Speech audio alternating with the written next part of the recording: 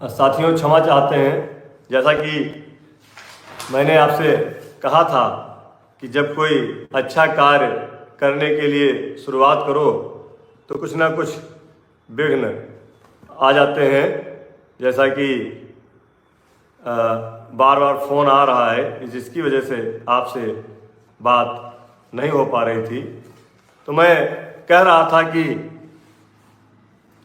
जब कोई व्यक्ति एक लक्ष्य लेकर के रात दिन एक ही काम के पीछे दौड़ता है तो निश्चित ही उसकी विजय होती है, वो जीतता है और अपना लक्ष्य प्राप्त करने में सफल होता है।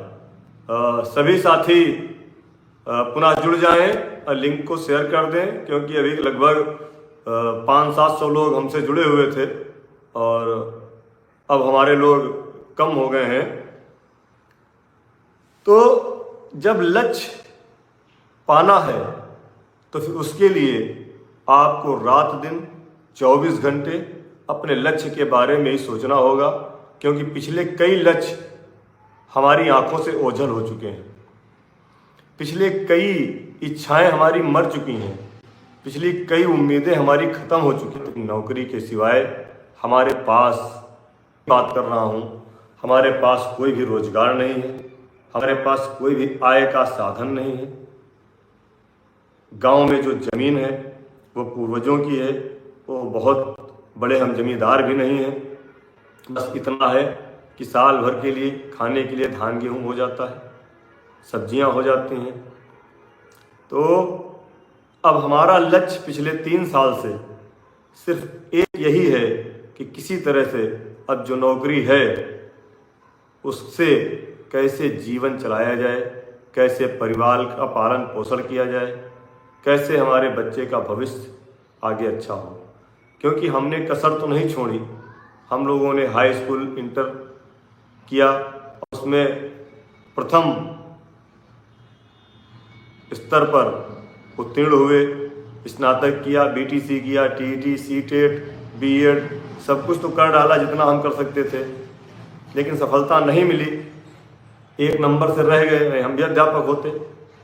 आज विकट परिस्थितियां हैं, कठिन समस्याएं हैं, बहुत। सीताराम सीताराम सीताराम, विकास जी सीताराम, अरविंद भैया बिल्कुल मेहनत रंग लाएगी।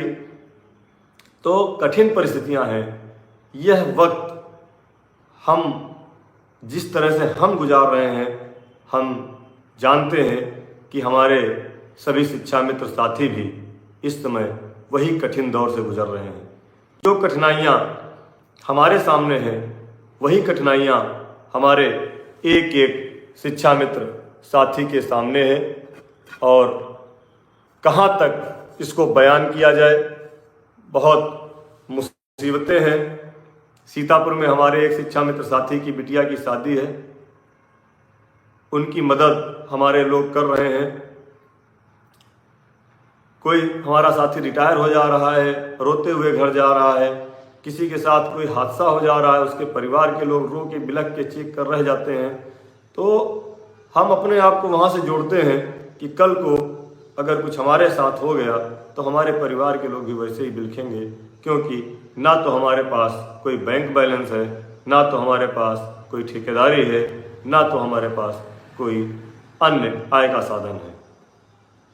और रही बात राजनीति की, तो साथियों जो लोग हमको जानते हैं, हमारे बारे में नज़दीक से जानते हैं, वो ये जानते हैं कि हमें राजनीति की भी कोई आवश्यकता नहीं है, क्योंकि हम राजनीति के उस शिखर को छोड़ करके आए हैं जहां लोगों का पहुंचना सपना होता है, जहां लोग सोच रहे हैं, हमसे ज़्यादा उम्र के लोग भी सोच रहे हैं कि काश मैं वहां तक पहुंचता, मैं उस शिखर को, उस ऊंचाई को, राजनीति के पायदान को छोड़ करके आया हूं और केवल अपना, अपने परिवार का और अपने समाज का उद्धार देखना चाहता हूं कि किस तरह हमारा शिक्षा मित्र समाज सर उठाकर जी सके, किस तरह से हमारे शिक्षा मित्र साथियों का परिवार का पालन हो सके।